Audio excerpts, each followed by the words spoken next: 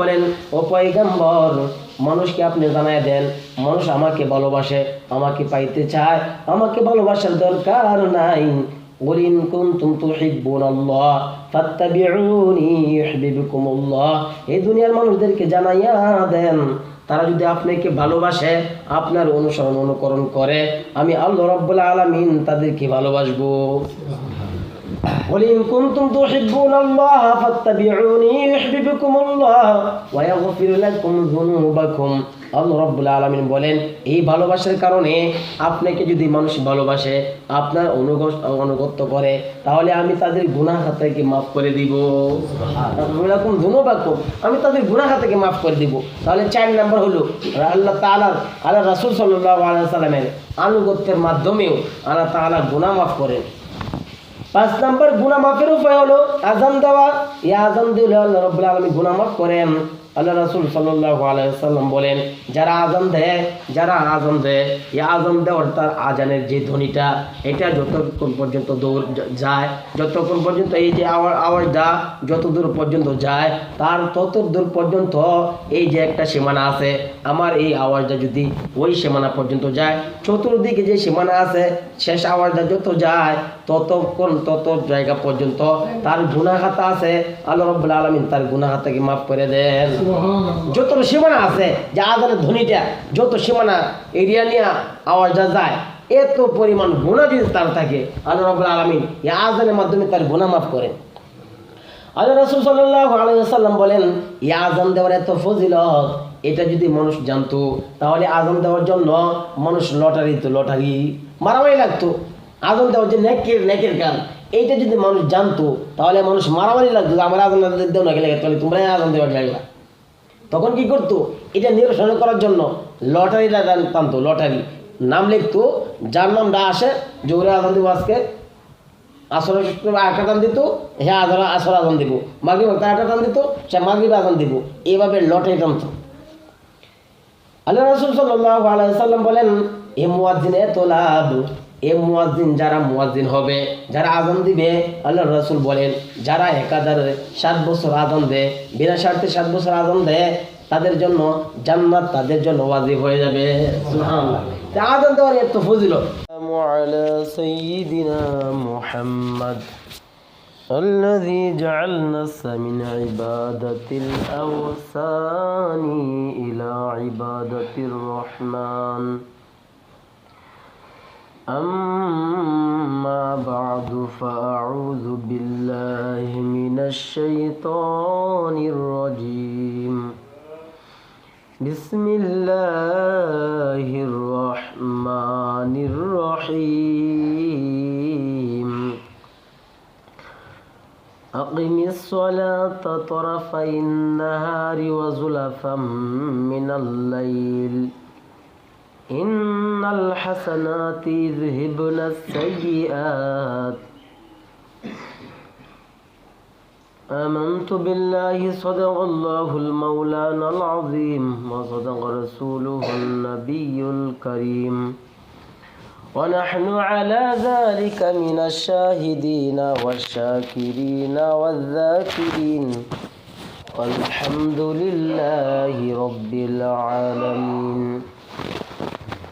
اللهم صل على محمد وعلى آل محمد كما صليت على إبراهيم وعلى آل إبراهيم إنك حميد مجيد اللهم بارك على محمد وعلى آل محمد كما باركت على إبراهيم وعلى آل إبراهيم إنك حميد مجيد بلغ العلا بكماله كشف الدجى بجماله حسنت جميع خصاله صلوا عليه وآله سبحانك لا علم لنا إلا ما علمتنا إنك أنت العليم الحكيم رب اشرح لي صدري ويسر لي أمري واحلل عقدة من لساني يفقهوا قولي আলহামদুলিল্লাহ আল্লাহ পাক রব্বুল আলামিনের দরবারে লাখো কোটি শুকর যে আল্লাহ তাআলা আমাদেরকে জুমার শেষ রমজানের শেষ জুমার নামাজ আদায় করার লক্ষ্যে মসজিদে আসার বসার তৌফিক দিয়েছেন। সেই জন্য মহান প্রভুর দরবারে কালিমাতু শুকরিয়া আদায় করি, বলি আলহামদুলিল্লাহ।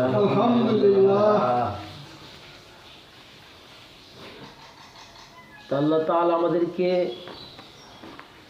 আমাদের গুনাহ মাফের জন্য আল্লাহ তাআলা একটা মাস দিয়েছিলেন, রমজান মাস। একটা যেমনিভাবে আমলও বেশি হয়, গুনাহ মাফ হয়। এই জন্য আল্লাহ রাসূল সাল্লাল্লাহু আলাইহি ওয়াসাল্লাম বলছেন, যারা এই মাস পাওয়ার পরেও তাদের গুনাহ মাফ করাতে পারলো না, তাদের মতন কপাল পরা আর কেউ নাই। আল্লাহ রাসূল বলেন, এই রমজান মাস পাওয়ার পর যার গুনাহ মাফ করাতে পারলো না, তার নাক ধুলায় দূষিত হোক, সে ধ্বংস হোক। এবং মা বাবা যাদের আছে তারা জান্নাত কামাই করতে পারলো না, মানে মা বাবার খেদমত করিয়া জান্নাত কামাই করতে পারলো না, তারাও ধ্বংস হোক, তাদের নাকও ধুলায় দূষিত হোক। আল্লাহ রাসূল সাল্লাল্লাহু আলাইহি ওয়াসাল্লামের নাম শোনার পর যারা দূর পড়ে না, তাদের নাকও ধুলায় দূষিত হোক। আল্লাহ রাসূল সাল্লাল্লাহু আলাইহি ওয়াসাল্লাম বদদুয়া দিয়েছেন, আমিন বলছেন। জিবরাইল আলাইহিস সালাম বলছেন আর রাসূল আমিন বলছেন, এটা সমর্থন করছেন। তাহলে এই রমজান মাস আল্লাহ তাআলা আমাদেরকে দিয়েছেন গুনাহ মাফের জন্য।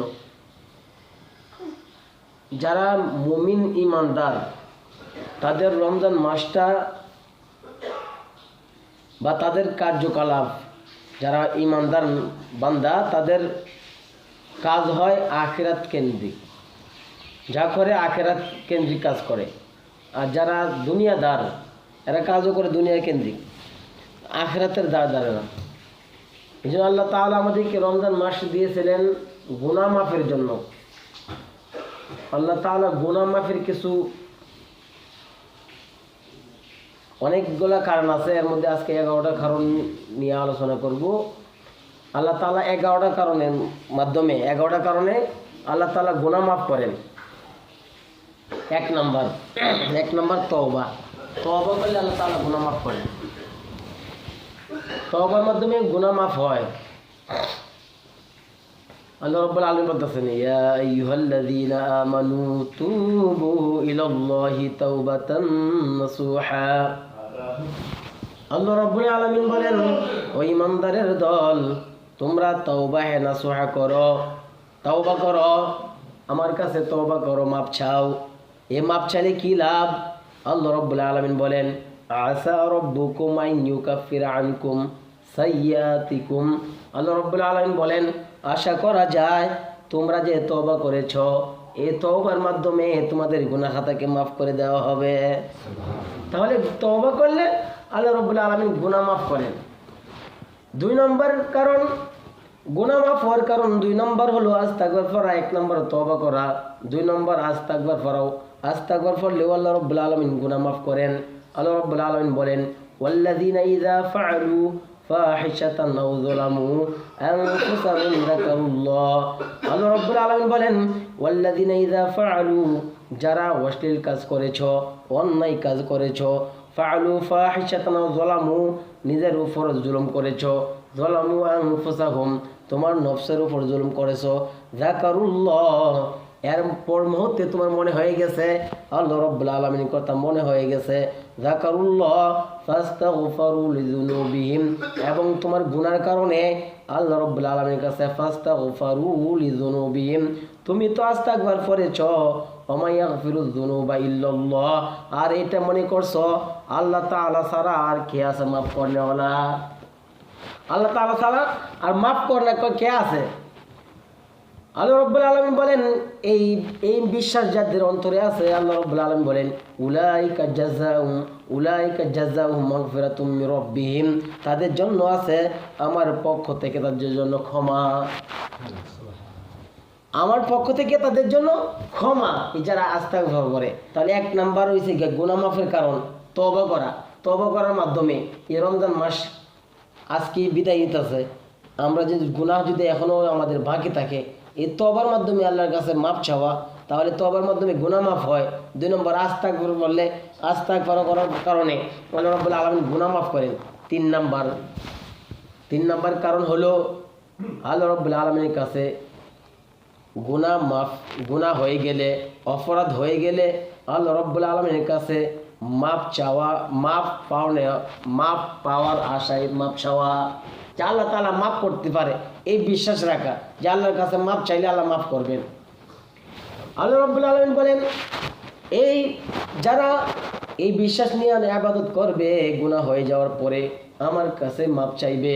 একজন গুনাহ করছে, অন্যায় করেছে, তওবা করছে, আবার সে গুনাহ লিপ্ত হয়ে গেছে, আবার অন্যায় করেছে, আবার গুনাহ করছে, আবার আল্লাহর কাছে মাপ চাইছে, বলছে আল্লাহ আমি গুনাহ করেছি, তুমি তো তোমার সামনে আবার আমাকে দাঁড়াইতে হবে। আবার সে তওবা করিয়া আবার সে গুনাহের মধ্যে লিপ্ত হয়ে যায়।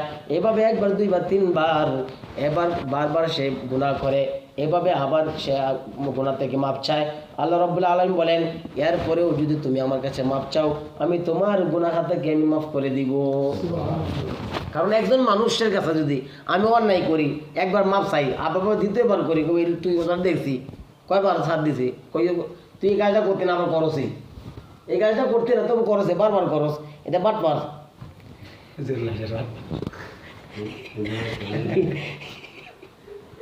তাহলে এটা বারবার একই কাজ করে।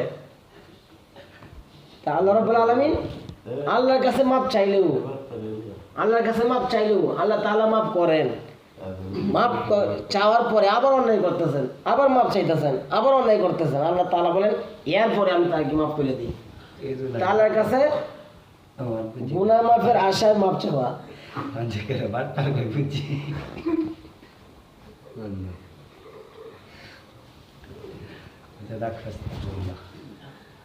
এবং 3 নাম্বার আল্লাহ রাসূল সাল্লাল্লাহু আলাইহি ওয়াসাল্লামের পূর্ণ আনুগত্য করা। আল্লাহ রাসূলের এই পূর্ণ আনুগত্যের মাধ্যমে আল্লাহ তাআলা গুনাহ মাফ করেন। সেই প্রসঙ্গে আল্লাহ তাআলা বলতেছেন, কুল ইন কুনতুম তুহিব্বুনাল্লাহ ফাত্তাবিউনি ইউহিব্বুকুমুল্লাহ। আল্লাহ রাব্বুল আলামিন বলেন, ও পয়গম্বর আপনি দুনিয়ার মানুষদেরকে জানায় দেন, মানুষকে ভালোবাসে, মানুষ আমাকেও ভালোবাসে, আপনাকেও ভালোবাসে। আপনার আল্লাহ রাব্বুল আলামিন বলেন, ও পয়গম্বর মানুষকে আপনি জানায় দেন, মানুষ আমাকে ভালোবাসে, আমাকে পাইতে চায়, আমাকে ভালোবাসার দরকার নাই। কুল ইন কুনতুম তুহিব্বুনাল্লাহ ফাত্তাবিউনি ইউহিব্বুকুমুল্লাহ। এই দুনিয়ার মানুষদেরকে জানাইয়া দেন, তারা যদি আপনাকে ভালোবাসে, আপনার অনুকরণ করে, আমি আল্লাহ রাব্বুল আলামিন তাদেরকে ভালোবাসবো। কুল ইন কুনতুম তুহিব্বুনাল্লাহ ফাত্তাবিউনি ইউহিব্বুকুমুল্লাহ ওয়া ইয়াগফির লাকুম যুনুবাকুম। আল্লাহ রাব্বুল আলামিন বলেন, এই ভালোবাসার কারণে আপনাকে যদি মানুষ ভালোবাসে, আপনার অনুগত্য করে, তাহলে আমি তাদের গুনাহ থেকে মাফ করে দিব। সুবহানাল্লাহ, যুনুবাকুম, আমি তাদের গুনাহ থেকে মাফ করে দিব।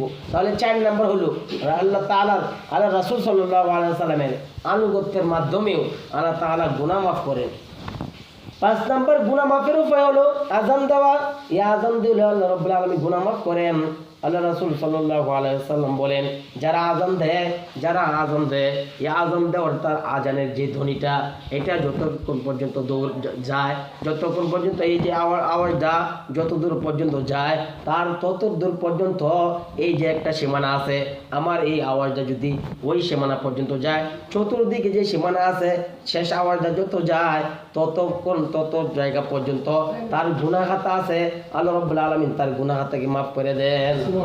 যত সীমানা আছে, যে আযানের ধ্বনিটা যত সীমানা এরিয়া নিয়ে আওয়াজটা যায়, এত পরিমাণ গুনাহ যদি তার থাকে, আল্লাহ রাব্বুল আলামিন এই আযানের মাধ্যমে তার গুনাহ মাফ করেন।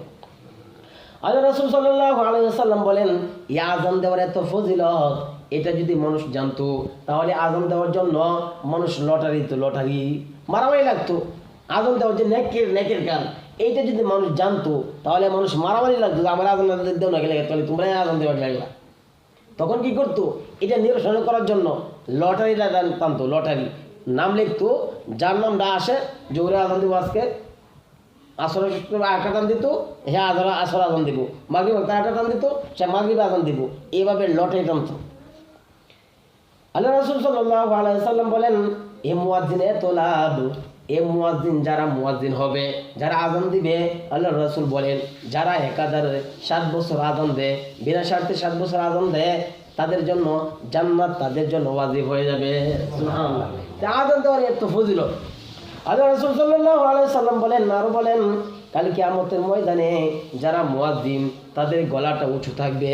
এই উঁচু মানে কি? আমরা আমাদের দেশে জিরাফ আছে, রাজহাঁস আছে, গলাটা লম্বা, দেখতে খারাপ দেখা যায়। মুয়াজ্জিনের গলা এরকম লম্বা থাকবে এমনটা নয়, তাহলে তো দেখতে খারাপ দেখা যাইবে। আল্লাহ রাসূল সাল্লাল্লাহু আলাইহি সাল্লাম হাদিসে এই ব্যাখ্যায় মুফাসসিরিন কেরাম বলেন যে গলা লম্বাটা এটা কেমনে কি বোঝায়, এটা একটা নাম্বার ব্যাখ্যা হলো মানুষ যারা মুয়াজ্জিন তারা জান্নাতে যাওয়ার পর, তারা জান্নাতে যখন বিচার হবে, জান্নাতে যাওয়ার পর তারা আল্লাহ রাব্বুল আলামিনের কাছে পূর্ণ রহমতের আশা করবে, তাদের গলাটা উঁচু থাকবে।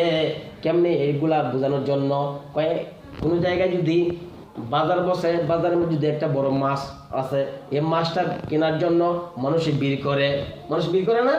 একটা মাছ কেনার জন্য মানুষ ভিড় করে। এরপর আপনি দেখেন এত ভিড়ের মধ্যে কি হইতেছে, আপনিও গলাটা বাড়ায় দেখেন, গলা বাড়ায় দেখে না ভিতরে কি হইতেছে, গলা বাড়ায় দেখে।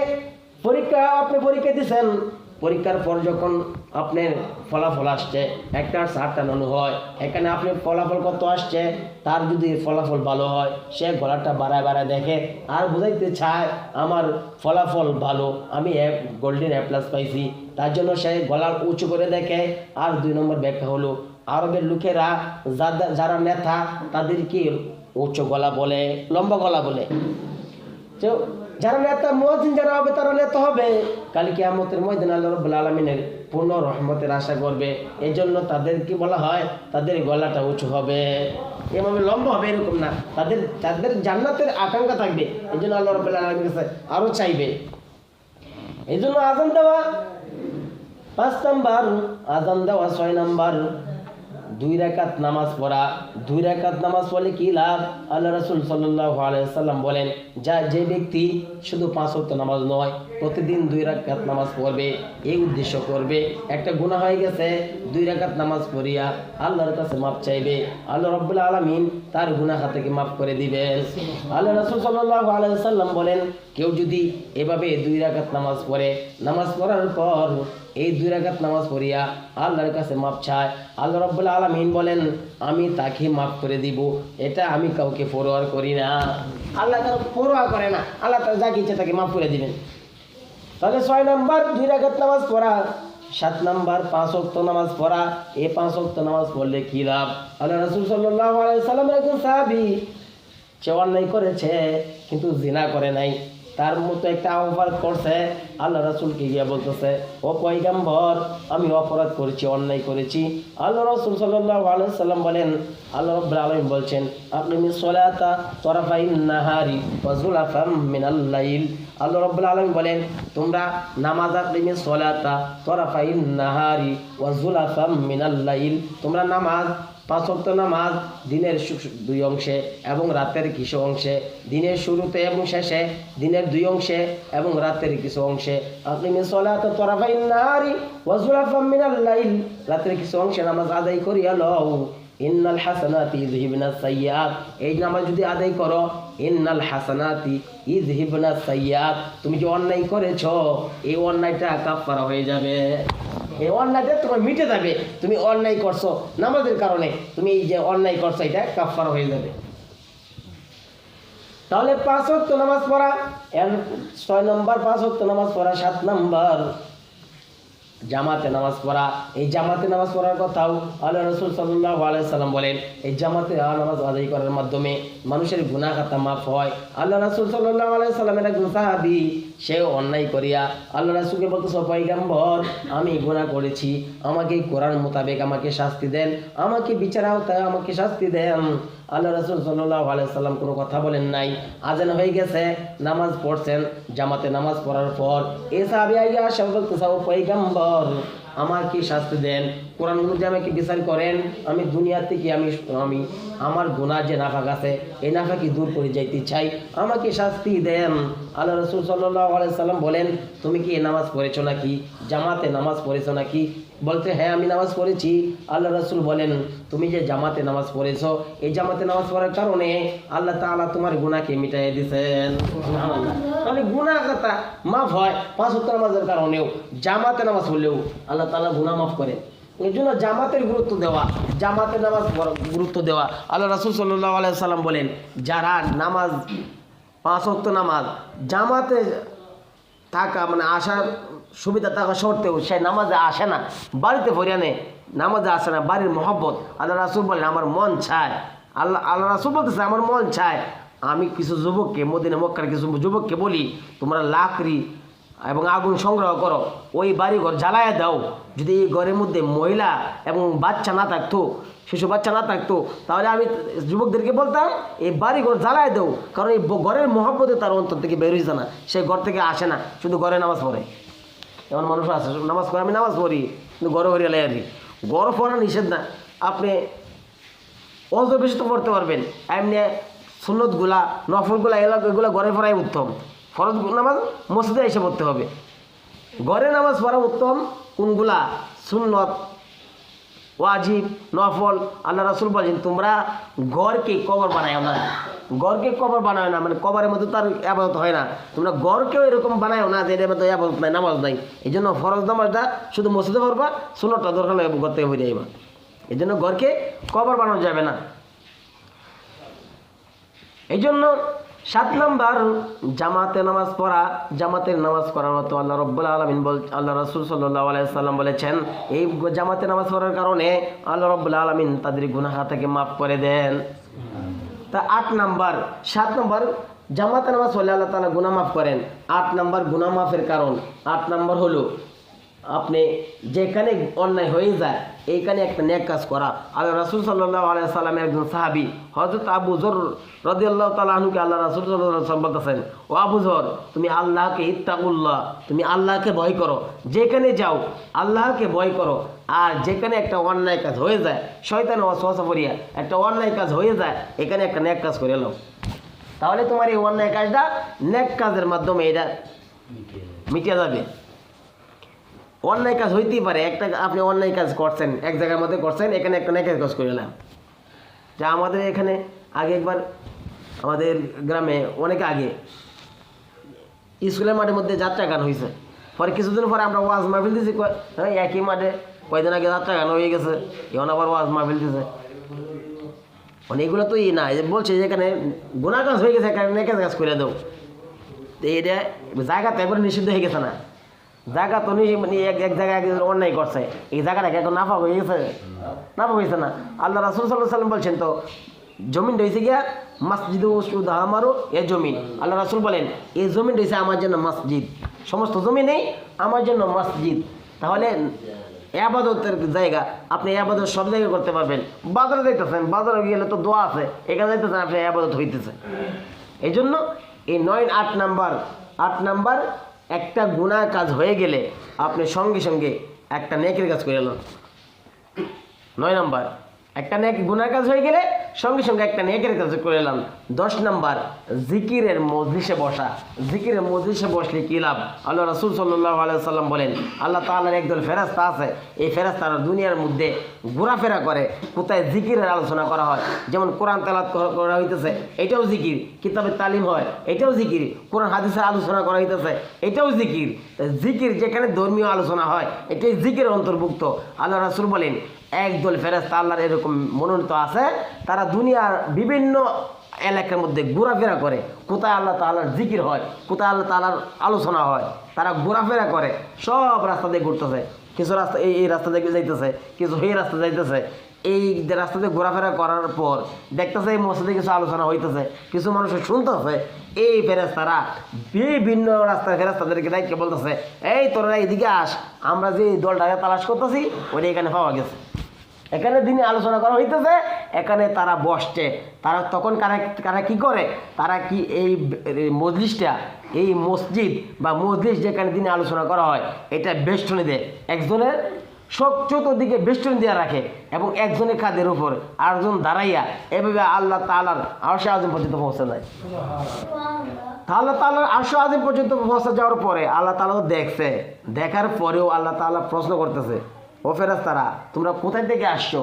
আল্লাহ তাআলা দেখে নাই, কি হইতেছে দেখতেছে তো, তবু আল্লাহ তাআলা প্রশ্ন করে কেন? যে আল্লাহ তাআলা যখন মানুষ বানানোর এরাদা করেন, আল্লাহ তাআলা বলছেন আমি মানুষ বানাইবো।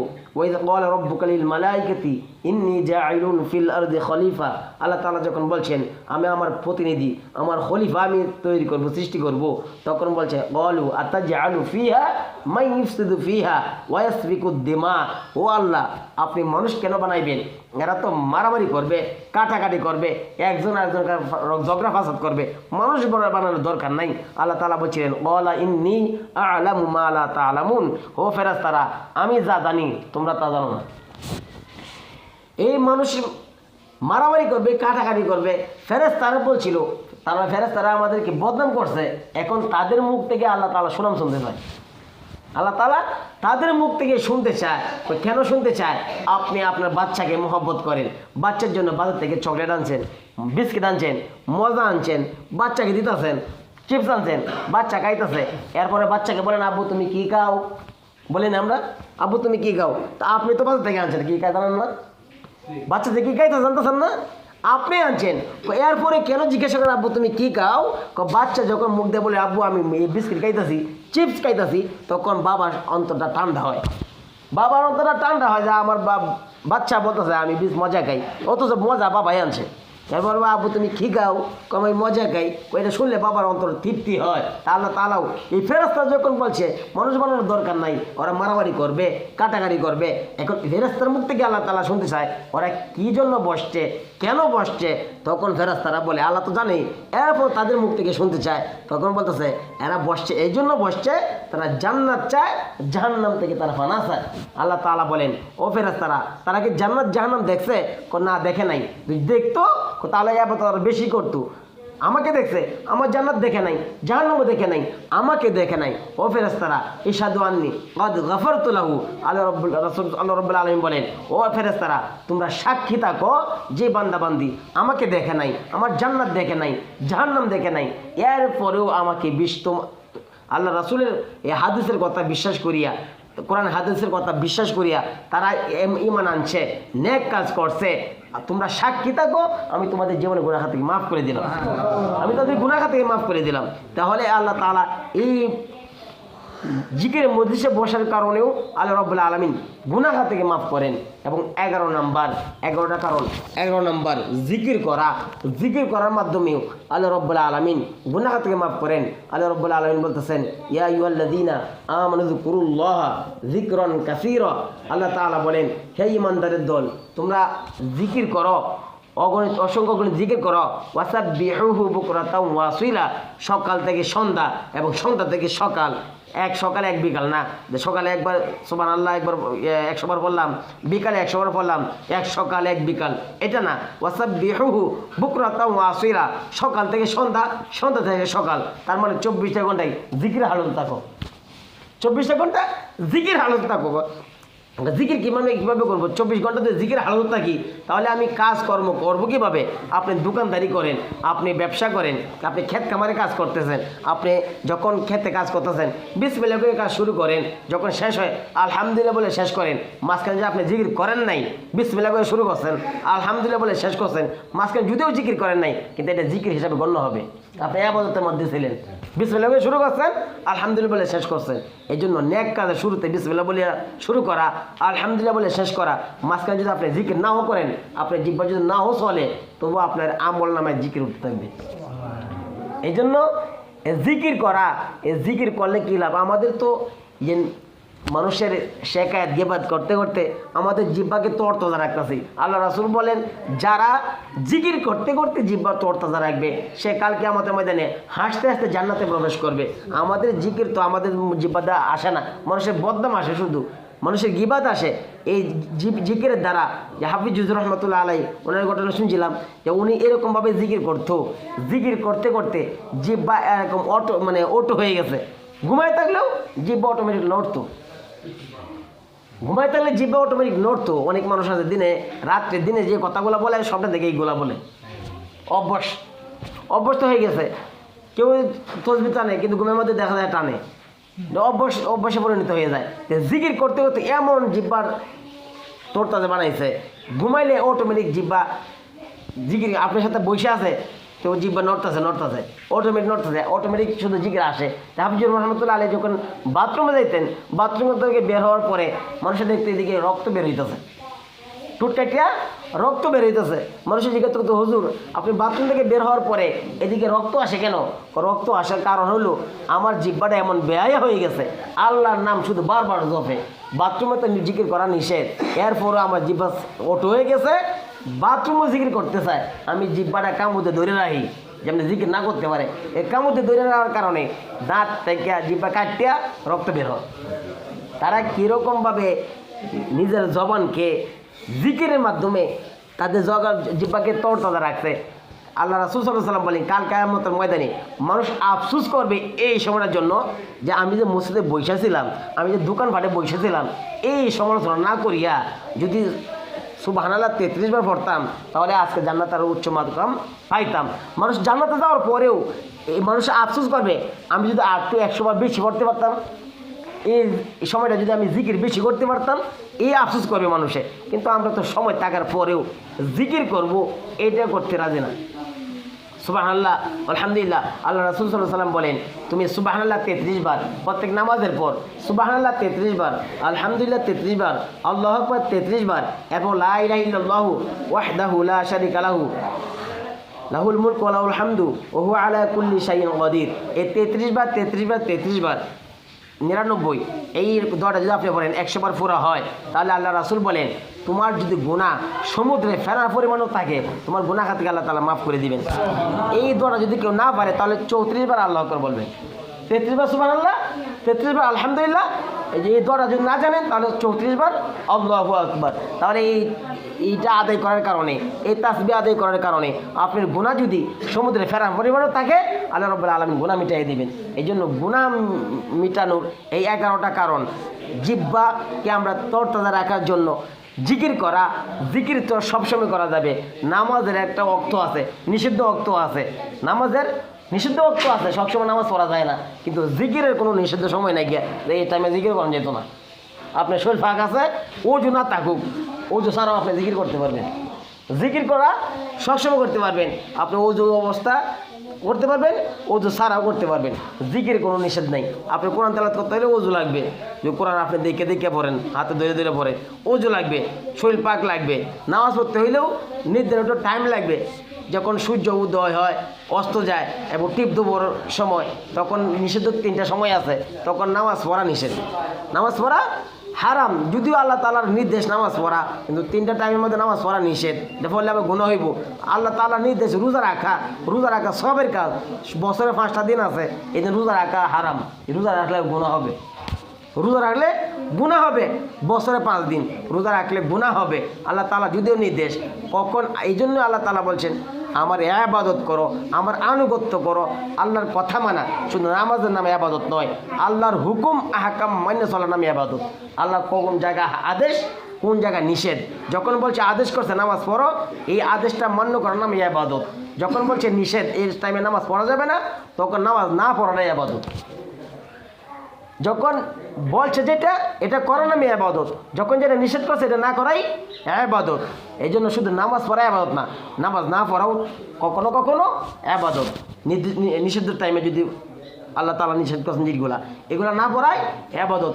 এই জন্য আমাদের জিহ্বাকে, আমাদের এই যে মানুষের সমালোচনা থেকে, আমাদের জিহ্বাকে গীবত থেকে, শেখায়ত থেকে মানুষের আল্লাহ তাআলা সব গুনাহ মাফ করবেন, আল্লাহ তাআলা সব গুনাহ মাফ করবেন। কিন্তু মানুষের যে গীবত করা হয়, এই গীবতের গুনাহ আল্লাহ তাআলা নিজে মাফ করবেন না। যার গীবত করা হয় সে যদি মাফ না করে, আল্লাহ তাআলাও মাফ করবেন না। এই জন্য রমজান মাসে রোজা নষ্ট হওয়ার কারণও এই 2টা। একটা হচ্ছে মিথ্যা কথা বলা, আর একটা হচ্ছে গীবত করা। এই মিথ্যা কথা এবং গীবতে অস্ত্র কিন্তু একটাই, জিহ্বা। এই দুইটা গুনার কেন্দ্রবিন্দু একটাই, জিহ্বা। এই জিহ্বার মাধ্যমেই গুনাহ করা হয়, জিহ্বার মাধ্যমে মিথ্যা কথা বলা হয়। এই রোজা নষ্ট করে এই জিহ্বায়। যদিও এই জিহ্বা নরম, এই নরম জিনিসটাই একবারে আপনার আমল নামায় একবার সিদ্ধ করে দিবে। যেমন মশা কিন্তু তার যে একটা সোর আছে, মানুষের চামড়া ভেদ করিয়া ভিতর থেকে রক্ত শোষণ করে নেওয়া যায়। আপনি মশা একটা দইটা টিপ দিবেন, ভিতরে কিছু পাইতেন না, একবার নরম। কিন্তু এটা যে বৈশিয়া এমন নরম জিনিসটা, এটা আপনার চামড়া কাপড় সিদ্ধ করিয়া আবার চামড়া ভিতরে ভেদ করিয়া এতে রক্ত শোষণ করে খায়। কিন্তু আপনি টিপে দেখবেন কিছুই নাই, এর ভিতরে একটা চুল যেন একটা শক্ত, এর যে হুঙ্গাটা চুলের মতো না, টিপা দিলেই শেষ হয়ে যায়। তাহলে মশা তখন কি পাওয়ারটা হয় রক্ত খাওয়ার জন্য, এরকম শক্তিশালী হয়ে যায়, কাপড় ভেদ করিয়া চামড়া ভেদ করিয়া ভিতর থেকে রক্ত শোষণ করে। আমাদের জিহ্বা যদিও নরম, এইটা এমন পাওয়ার আমাদের রোজাকে সিদ্ধ করার জন্য এই নরম জিহ্বা যথেষ্ট। যদি মিথ্যা কথা বলি আর যদি মানুষের গিবাত করি, এই জন্য মিথ্যা কথা বলা যাবে না। রমজান মাস আসছিল আমাদের কি মুত্তাকি হওয়ার জন্য, মুত্তাকি আমরা হইতে পারছি কিনা, আমাদের আমল নামা কতটুকু পারছি কিনা, এটা আমরা নিজেরাই জানি আমরা কেমন করতে পারছি। এই জন্য আজকে লাস্ট দিন আমরা এখনও আল্লাহ তাআলার কাছে মাপ চাই, তওবা করি। আল্লাহ তাআলা তওবার মাধ্যমেও গুনাহ মাফ করেন, আস্তাগফিরুর মাধ্যমেও গুনাহ মাফ করেন, আল্লাহ তাআলার জিকিরের মাধ্যমেও গুনাহ মাফ করেন, আযান দেওয়ার মাধ্যমেও গুনাহ মাফ করেন, 5 ওয়াক্ত নামাজ পড়ার মাধ্যমেও গুনাহ মাফ করেন, 2 রাকাত নামাজ পড়ার মাধ্যমেও গুনাহ মাফ করেন, এবং জামাতের সহিত নামাজ পড়ার মাধ্যমেও গুনাহ মাফ করেন। এই 11টা যে কারণ বললাম গুনাহ মাফের, এই 11টা কারণ, এর ছাড়াও আরও কারণ আছে গুনাহ মাফের। তাই আমাদের ভিতরে এই গুনাহ মাফের জন্য যে উপকরণ আছে, এগুলো তো আমরা করার দরকার। বেশি বেশি আস্তাগফার করার দরকার, বেশি বেশি আল্লাহর কাছে তওবা করার দরকার। আমাদের ক্ষেত্রের মধ্যে যদি কোনো বিষ কোনো পোকা ধরে, তখন মানুষের কাছে পরামর্শ নেই কোন বিষটা দিলে উপকার হইব, কোন বিষটা দিলে একবারে পোকা দমন হয়ে দেব, তখন এটা কিন্তু আমরা মানতে রাজি, একজনের কাছে পরামর্শ নেই। কিন্তু আমরা গুনাহ হয়ে গেলে এই গুনার পোকা কীভাবে দূর করা যাইব, এইগুলো আমরা যদি ওয়াজ শুনি, ওজোরা তো কইবই, আর আমরা তো করবামই, ওজোরা ওই যে কইব আর আমরা শুনবাম, কিন্তু আমলের মধ্যে নাই। এই জন্য আমলও করতে হবে। গুনাহ তো হয়েছেই, রমজান মাস আজকেই শেষ, সচরাচর 5টা শুক্রবার পাওয়া যায় না, তো এই বছর 5টা শুক্রবারও পাওয়া গেছে। আল্লাহ তাআলা এই 5টা শুক্রবার দিয়েছেন, এই শুক্রবার মাধ্যমেই আমাদের রোজা আজকে শেষ। তা আল্লাহ তাআলা যেমন এভাবে রোজা শেষ হয়ে গেছে, আমাদের গুনাহ যদি এভাবে শেষ হয়ে যেত, যে আমরা যে গুনাহ করছি রোজাও শেষ, আমাদের গুনাহও শেষ, তাহলে নতুন করে আমাদের ইবাদত করতাম, পরে তো একটু গুনাহ হইতো, মাপ চাইতাম। কিন্তু আমাদের গুনাহ যদি এই জুড়ি থাকে আবার ইবাদত করবো, তাহলে তো আমাদের এই রমজান মাস আসার কারণে যদি গুনাহ মাফ করতে না পারি, এই জন্য তো আল্লাহ রাসূল বলছেন তাদের মতো কপাল পোড়া আর কেউ নাই, যারা রোজার মাস পাইয়াও তাদের গুনাহ মাফ করতে পারলো না। এই জন্য আমরা রোজার মাসে এই হক ঠিকমতো আদায় করতে পারি নাই, আল্লাহ তাআলার কাছে মাপ চাওয়া, ইবাদত করা। এই রমজান মাসে শুধু নামাজ পড়লাম, এখন রমজান মাস শেষ, কালকে থেকে আর নামাজ যেতাম না, এমনটা যেন না হয়। যেমনিভাবে এই ধারাবাহিকতা ঠিক থাকে, 5 ওয়াক্ত নামাজ আমরা জামাত সহিত পড়বো, এই মসজিদে এসে পড়তে এরকম না। আপনি দোকানদারি করেন, পাশে তো মসজিদ আছে, আপনি কোনো জায়গায় গেছেন, ওই তো মসজিদ আছে, নামাজ যেই হোক জামাতের সহিত পড়েন, জামাতের সহিত নামাজটা পড়েন। রমজান মাসে যেভাবে আমরা নামাজ পড়ছি, ইবাদত করছি, রমজান মাসের বাইরেও যেন আমাদের নামাজটা ঠিক থাকে, অব্যাহত থাকে। এই জন্য নামাজ আমরা এই রোজা মাসে এই এইগুলা আমরা রোজার পরেও আমরা জারি রাখবো। তখন তো আমাদের তারাবি নামাজও কমে যেতেছে, তারাবি তো আজকে থেকে পড়তে হবে না। তাহলে আমরা নামাজটা তো আমাদের কষ্টটা একটু লাঘব হয়েছে। আগে তারাবি বলে অতিরিক্ত 20 রাকাত পড়া লাগছে, লাইলাতুল কদরের নামাজ পড়া লাগছে, তাহলে তো এখন আমাদের বোঝাও একটু কম।